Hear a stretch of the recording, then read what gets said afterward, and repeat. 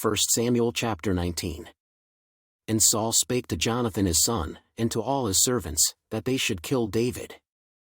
But Jonathan Saul's son delighted much in David, and Jonathan told David, saying, Saul my father seeketh to kill thee, now therefore, I pray thee, take heed to thyself until the morning, and abide in a secret place, and hide thyself.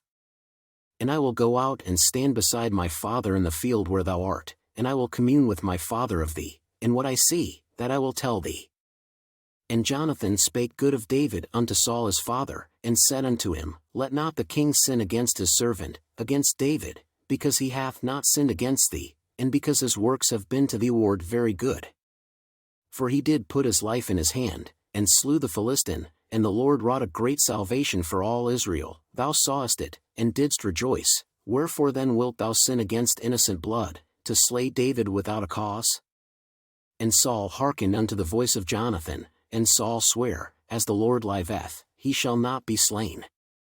And Jonathan called David, and Jonathan shewed him all those things. And Jonathan brought David to Saul, and he was in his presence, as in times past.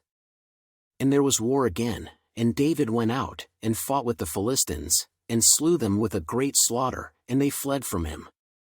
And the evil spirit from the Lord was upon Saul, as he sat in his house with his javelin in his hand, and David played with his hand. And Saul sought to smite David even to the wall with the javelin, but he slipped away out of Saul's presence, and he smote the javelin into the wall, and David fled, and escaped that night.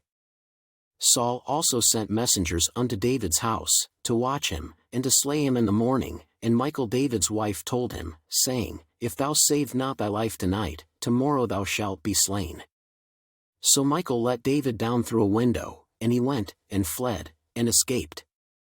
And Michal took an image, and laid it in the bed, and put a pillow of goat's hair for his bolster, and covered it with a cloth. And when Saul sent messengers to take David, she said, He is sick.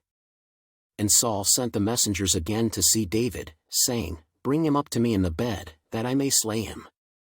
And when the messengers were come in, behold, there was an image in the bed, with a pillow of goat's hair for his bolster.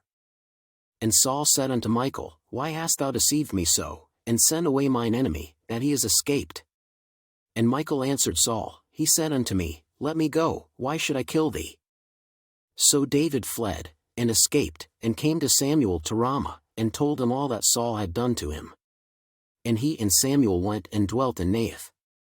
And it was told Saul, saying, Behold, David is at Naioth in Ramah.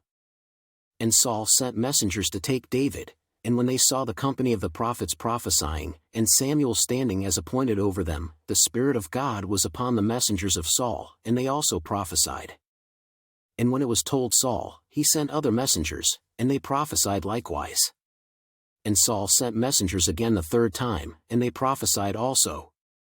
Then went he also to Ramah, and came to a great well that is in Sechu, and he asked and said, Where are Samuel and David? And one said, Behold, they be at Naioth in Ramah. And he went thither to Naioth in Ramah, and the Spirit of God was upon him also, and he went on, and prophesied, until he came to Naioth in Ramah. And he stripped off his clothes also, and prophesied before Samuel in like manner, and lay down naked all that day and all that night. Wherefore they say, Is Saul also among the prophets?